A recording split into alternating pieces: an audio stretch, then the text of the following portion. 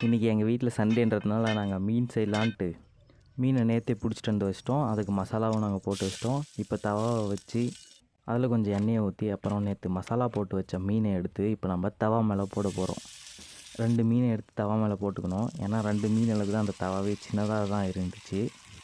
இது வந்து யார் பண்ணுறாங்கன்னா என் தம்பி தான் பண்ணுறான். ஏன்னா அவனுக்கு மீன் பிடிச்சி அந்த மசாலா போட்டு மொத்தமே அவன் தான் பண்ணான். அதை க்ளீன் பண்ணதுலேருந்து எல்லாமே நான் வெறும் வீடியோ மட்டும்தான் எடுத்தேன். சரி நான் சும்மாவே இருக்கிறேன்னு சொல்லிட்டு என்னை அடுப்பு எரிய விட்டான். நான் அடுப்பை பார்த்துக்கினேன்.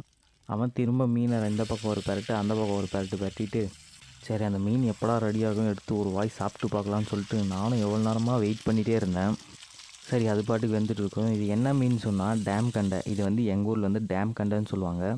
இந்த மீனை நாங்கள் நேற்று ஏரியில் பிடிச்சிட்டு வந்து அதுக்கப்புறம் மசாலா போட்டு இப்படி வச்சுருந்தோம். ஒரு நாள் ஃபுல்லாக ஊறினா தான் டேஸ்ட்டாக இருக்கும். சரி மீன் வந்துச்சு, இதை நம்ம சாப்பிட்டு பார்க்கலான்னு லைட்டாக சோறில் வச்சு சாப்பிட்டு பார்த்தோம். உண்மையாகவே சூப்பராக இருந்துச்சு. ஏன்னா மசாலா நல்லா